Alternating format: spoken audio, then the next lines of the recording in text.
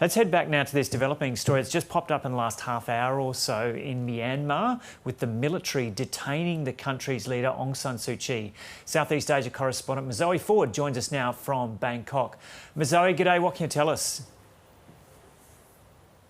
Good morning, Joe. Well, we know that in the past hour, Aung San Suu Kyi has been detained, and several figures of her National League for Democracy party have also been detained in early morning raids across Myanmar. There's little detail so far, but a spokesperson for the National League for Democracy party has urged his party members and supporters not to make any rash movements, not to jump to conclusions, everybody to be calm while they find out some more information. This comes, Joe, on the same day that Parliament was due to resume in Myanmar following the elections in November, on November the 8th. And this was when the National League for Democracy party won in a landslide. It was a resounding victory with 83% of the seats. And that's important in Myanmar because 25% of the seats are already controlled by the military. So for any party to have any power, when they're in power, they need to have that very large majority in order to be able to govern. However, after that November the 8th poll, there was some contention. The Union Solidarity Party voiced their concerns, saying that they believed the election was not free and fair. They believed there were duplicate names on voting papers. They demanded that the Election Commission hold the poll again. However, the country's Election Commission said that they believed it was free and fair, and domestic and international observers backed that up. Just last week, though, the military came out and said that it would, quote, take action if the Election Commission did not take its concerns about the vote into account.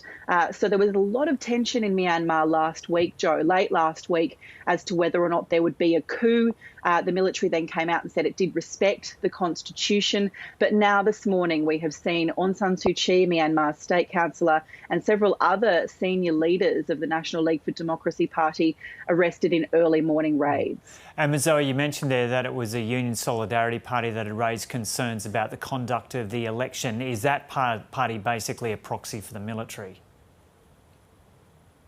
They're very closely aligned to the military, Joe. So we don't quite know the inner workings of what went behind the scenes last week between that party and the military, but it was certainly the military who came out and said it would take action if there was if its concerns about the election result were not addressed. And then in a press conference, when Myanmar media asked about whether or not it would stage a military coup, the military leader who was conducting that press conference refused to rule it out. So that, of course, sparked a lot of speculation.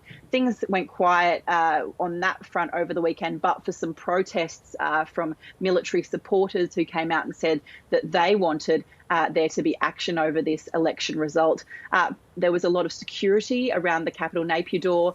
There was a lot of attention. Members of Parliament who were due to take their seats, or who are due to take their seats today in the Parliament, were kept under tight security. We saw pictures of police around the capital making the streets safe. But now this morning, in the early hours of this morning, I might add, in Myanmar, before 6 a.m, Aung San Suu Kyi and several senior members of that National League for Democracy party have been detained, and we're waiting for some more details about what that means and whether there are going to be more people detained. And had some Western diplomats raised concerns about what was going on in Myanmar over the last couple of days?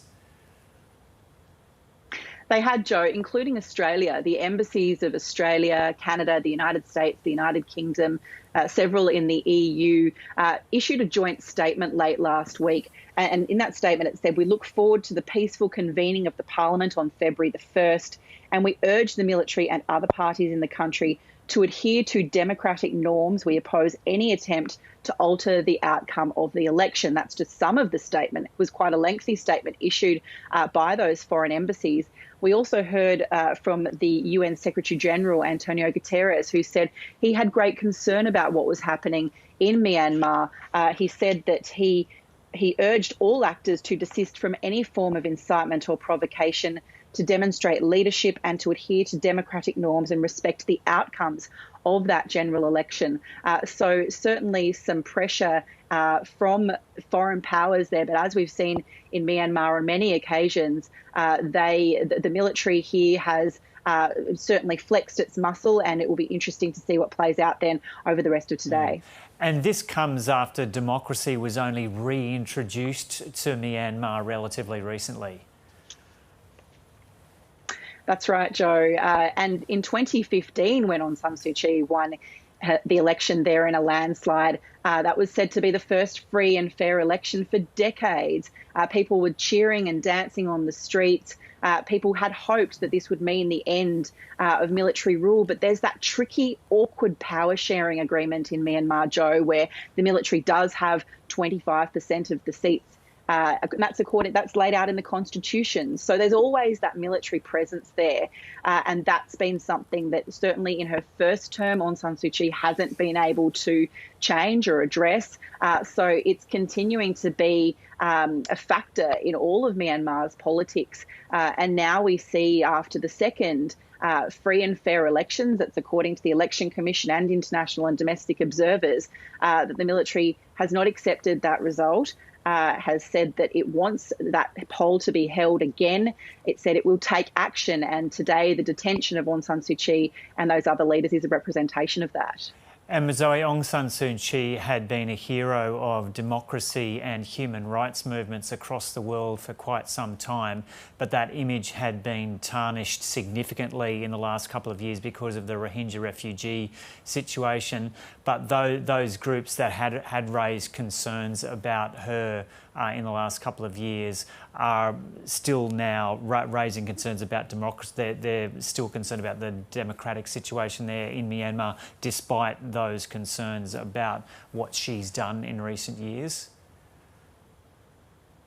Well, Joe, interestingly, much of Aung San Suu Kyi's human rights record comes from outside Myanmar in the international community.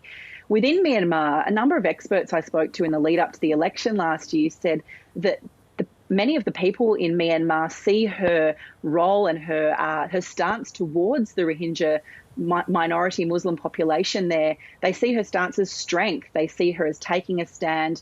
They see Rohingya as illegal immigrants. So her position has actually won her many fans within the country. However, internationally, as we know, the issue has been before the International Court of Justice. Many human rights organisations, embassies and leaders right around the world have condemned her position towards the violent atrocities against that minority Rohingya population. But her position within Myanmar seems to be as strong as ever. She has a lot of support from inside the party, from inside her own party, from inside the country. And she certainly wasn't, her popularity certainly wasn't dented during that last election because of it. Yeah. Okay, Ms. O, just before you leave, just setting out what's likely to happen through the rest of the day. It's hard to know what's likely to happen. What's the time there in Myanmar now? And is there any indication that we'll hear anything more? I know with that statement from the party spokesperson that they said to the media after they'd said that they expected they were going to be one of the people who was probably going to be detained as well.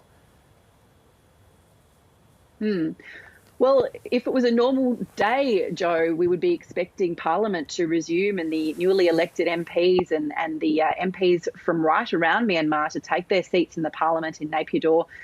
That's probably unlikely to happen now. It's just after 6 a.m. in Myanmar at the moment. As you said, the spokesperson for the National League for Democracy Party said he expects to be detained and others to be detained this morning. So we'll watch the next few hours closely to see just how many members of this party are detained and what will happen on the streets with the military and with the police. Yeah.